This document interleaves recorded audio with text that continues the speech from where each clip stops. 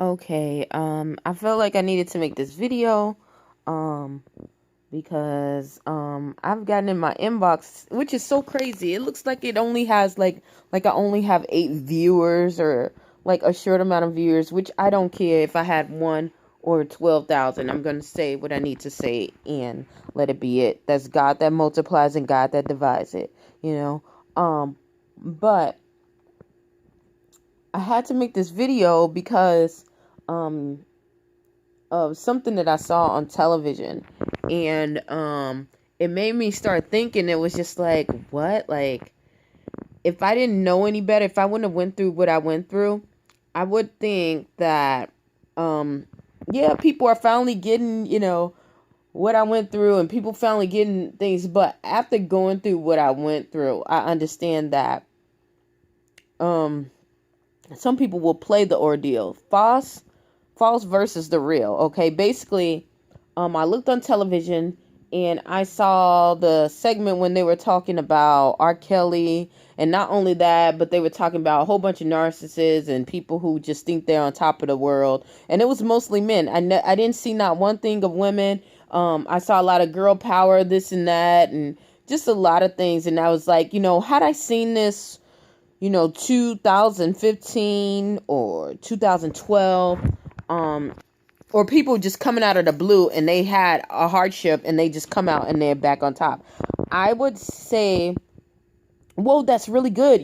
That I went through that blah, blah, this, and I'll be really happy and just eager to jump on the bandwagon because everyone wants to hear about someone overcoming obstacles and doing better for themselves, Um, but now that I'm more mature and I've been through enough of the process, I understand that everything is not what it looks like. You cannot take this real world. God, glory be to God. God, cover this house. You cannot take this world and take it as face value because everything happens in the spiritual. So with that being said, when you go through things, when you're trying to do anything better, you will get attacked, okay? And if you don't, something is up. Something is up. I know that sounds bad and it sounds like you're being pessimistic, but no, that is the truth. Now, it's up to you whether you continue and go and strive to do it and other people stop, that's your decision.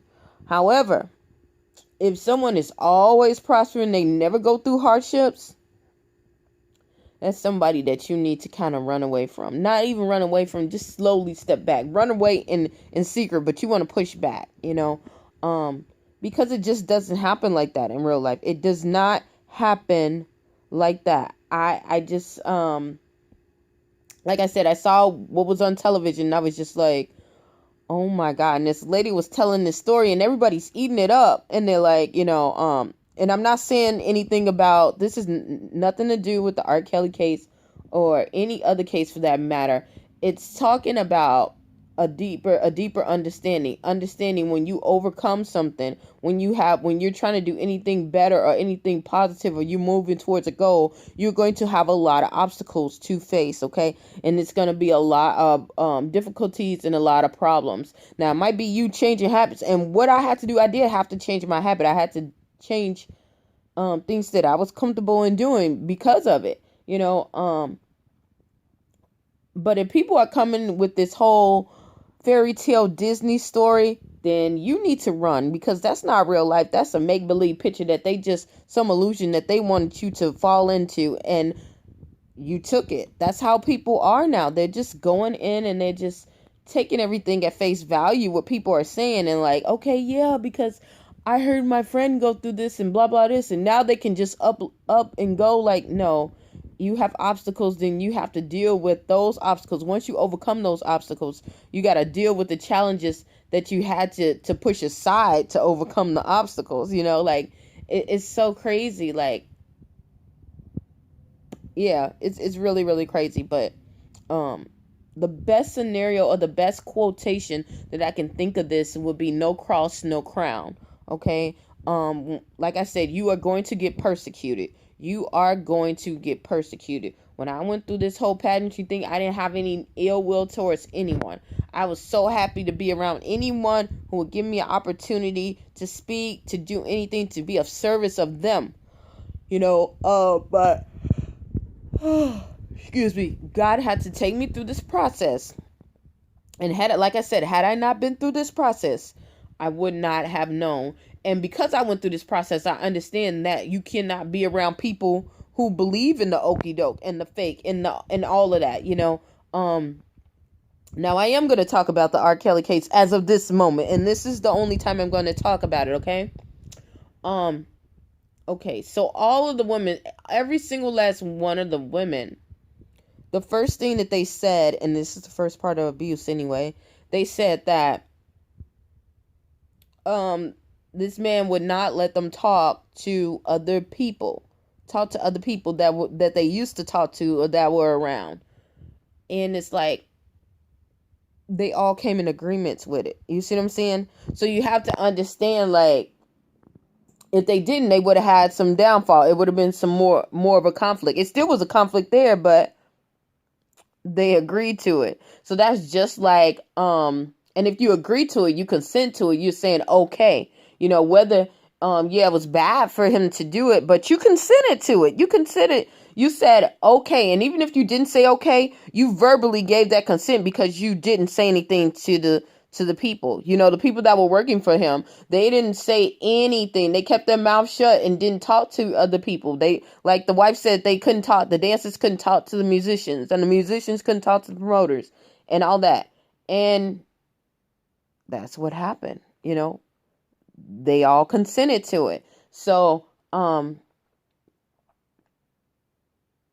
that's the same thing. Like, when you go there, you're going to have these obstacles. You're going to have these phases where you're up and you're down because you're breaking something. When you're going for any kind of goal, you're breaking a cycle. You are breaking a cycle or a pattern. A cycle is a pattern. You're breaking a cycle that you're used to doing. Now, it might be just riding a bike. You want to learn how to ride the bike without training wheels. Okay, so what's the cycle? The cycle is you riding the bike with training wheels. You might be going around a corner, whatever. Okay, so now you're trying to break the cycle. You're trying to stop using the training wheels and go ahead and ride. Well, there's going to be obstacles. Gravity, your mind telling you, you've never done this before. Fear of the unknown. Might be other people saying, well, you never did this before. You never rode with training wheels before. This is your first time. You're going to fall, blah, blah. Doubt, self-doubt, peer pressure doubt, a lot of shame, a lot of crazy stuff. So, like I said, it is a lot of barriers. You do not just get up and just make it happen unless you already know it's going to come to pass. And there's some people that are in tune to that way. But like I said, even after that, you still have some obstacles. If you even know that you don't have self-doubt, it's going to be somebody bringing in self-doubt because they haven't adjusted to themselves. So they're used to you doing the same pattern. Okay. And you're doing something different. And that's not what they known of you. Okay. When God started changing me, he took me away from people. I was just like, what the heck? It was people dropping out from me. It was people being mean to me. But literally, God took me away from people. Even people who had good intentions for me took me away from them because I had to have time with him. And I had to learn. Like I said, where I was at, I would have got persecuted. But to the point where how I did here, it was a whole nother level. It was so, no cross, no crown. Don't think that if somebody is giving you something all easy or someone's trying to give you something that will be really hard, something big, and they just handing it to you, usually they're trying to use it as a trap. They are trying to use it as a trap. So just beware. I can tell you a couple of instances that I've been in that situation, and you could just laugh at it. You could just be like, really? One thing I will tell you about that situation, if you ever come across it, if someone is giving you something that is of high stake, and they're just going to give it to you, and you haven't worked for it. They don't know anything about you. No, and you know it feels eerie. Don't take it. Just know that you're entitled to it anyway, because the devil comes to kill, steal, and destroy. Okay, but the Lord came to give you life and life more abundantly. So you know anything that He gives you is a counterfeit, something that you already have. Think about how when God got on the freaking mountain, when the devil tempted God and he got on the mountain, he told him if he bowed down to him, he gonna give him everything. And God was like, what? How can you give God something that he already owned? You see what I'm saying?